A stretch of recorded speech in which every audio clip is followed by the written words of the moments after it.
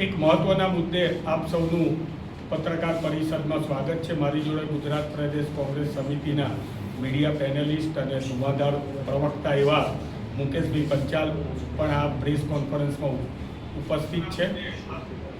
ખાસ કરીને એક તરફ આપણે ડિજિટલ ઇન્ડિયાની વાતો કરીએ છીએ અને બીજી બાજુ આપણું અર્થતંત્ર, ગુજરાતનું અર્થતંત્ર અને દેશનું અર્થતંત્ર, ખાસ કરીને સિનિયર સિટીઝન, ગરીબ અને મધ્યમ વર્ગના લોકો જેના ઉપર નભે છે એ પોસ્ટલ ફાઇનાન્શિયલ સર્વિસની સેવા ઉપર નભતા હોય છે। ગુજરાતની અંદર એક અંદાજ મુજબ 9,000 જેટલી પોસ્ટ ઓફિસ છે, એમાંથી 1,000 એ મહાનગરોમાં છે અને 8,000 જેટલી પોસ્ટ ઓફિસો છે એ ગામડાઓમાં છે। આ પોસ્ટ ઓફિસની અંદર વિવિધ પ્રકારના ખાતાઓ જે છે એ લગભગ 2 કરોડ જેટલા ખાતાઓ છે। આ 2 કરોડ જેટલા ખાતેદાર ધારકોને માટે થઈને આ પોસ્ટ ઓફિસોમાં છેલ્લા 2 મહિનાથી કોઈ પણ પ્રકારની સ્ટેશનરી ઉપલબ્ધ નથી। આ મુદ્દો એટલા માટે અગત્યનો છે કે સિનિયર સિટીઝન હોય કે પોસ્ટ ઓફિસની અંદર જે કંઈ પણ લોકો પોતાનું એકાઉન્ટ ખોલાવતા હોય છે, એ એકાઉન્ટ ખોલાવ્યા પછી એ પોસ્ટ ઓફિસની અંદર કોઈ પણ પ્રકારની સર્વિસ હોય એમાં એમને પાસબુક આપવામાં આવે છે। ચાહે તે સામાન્ય બચત ખાતું હોય, રિકરિંગ ડિપોઝિટ હોય, ફિક્સ ડિપોઝિટ હોય, સિનિયર સિટીઝન સેવિંગ સ્કીમ હોય, માસિક આવક યોજના, સુકન્યા સમૃદ્ધિ યોજના, મહિલા સન્માન બચત પત્ર, પબ્લિક પ્રોવિડન્ટ ફંડ, કિસાન વિકાસ પત્ર, નેશનલ સેવિંગ સર્ટિફિકેટ અને પોસ્ટલ લાઈફ ઇન્સ્યોરન્સ માટે જે પાસબુક આપવાની હોય એ પાસબુક આની અંદર અવેલેબલ નથી। વ્યક્તિ જ્યારે પોતે પૈસા ભરવા માટે જાય ત્યારે સામાન્ય સ્લીપ ઉપર એક સિક્કો મારીને રોજનું હજારો કરોડનું ટર્નઓવર ગુજરાતમાં થાય છે, એની એક સામાન્ય પે સ્લીપ ઉપર સિક્કો મારીને એને આ બધા જ ખાતાઓના ફાઇનાન્શિયલ ટ્રાન્ઝેક્શન છે એને આપી દેવામાં આવે છે।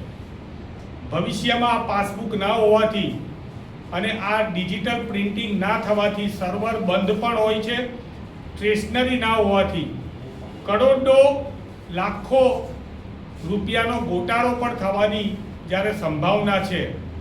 એક તરફ પોસ્ટ ઓફિસની અંદર નિયમો સ્ટ્રિક્ટ છે, સામાન્ય વ્યક્તિની પાસબુક ખોવાઈ ગઈ હોય, ફાટી ગઈ હોય તો એને સીધી બેંકની જે પાસબુક નથી મળતી, એમને આ પાસબુક માટે થઈને 300 રૂપિયાની એફિડેવિટ કરવી પડે। એફિડેવિટ કર્યા બાદ પોલીસ સ્ટેશનમાં ફરિયાદ કરવી પડે। પોલીસ ફરિયાદની નકલ રજૂ કરે ત્યારે પાસબુક માટે એમની એપ્લિકેશન લેવામાં આવે છે। આવી એપ્લિકેશન પણ અત્યારે હજારોની સંખ્યામાં આવેલી છે। નવા ખાતા ધારકોના ખાતા ખુલેલા છે તે અને જે લોકોની પાસબુક ભરાઈ ગઈ છે આવા લોકોને માત્ર એક સિક્કો મારીને રિસિપ્ટ જે છે એ પકડાઈ દેવામાં આવે છે। કોઈ પણ પ્રકારનું સ્ટેટમેન્ટ આપવામાં આવતું નથી। આવી વાત હોય ત્યારે કોંગ્રેસ સીધો સવાલ કરે છે કે સિનિયર સિટીઝન અને મધ્યમ વર્ગના લોકોના ભરેલા નાણાંની સુરક્ષા કઈ રીતે આ સરકાર આપી રહી છે?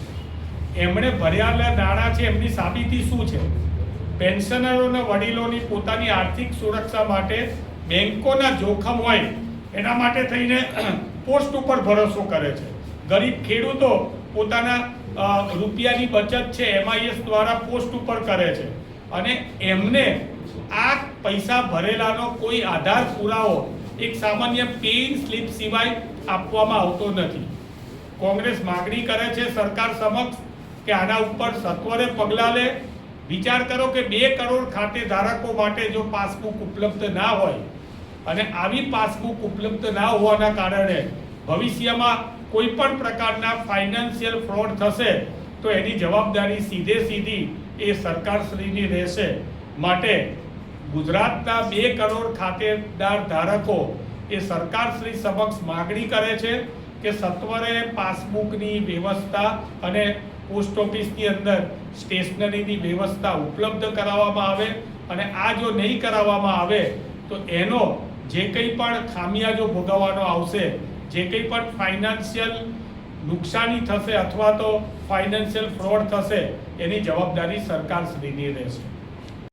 ऐसे ही अन्य खबरों के लिए चैनल को सब्सक्राइब कीजिए। खबरों का नोटिफिकेशन पाने के लिए बेल आइकॉन को जरूर दबाएं।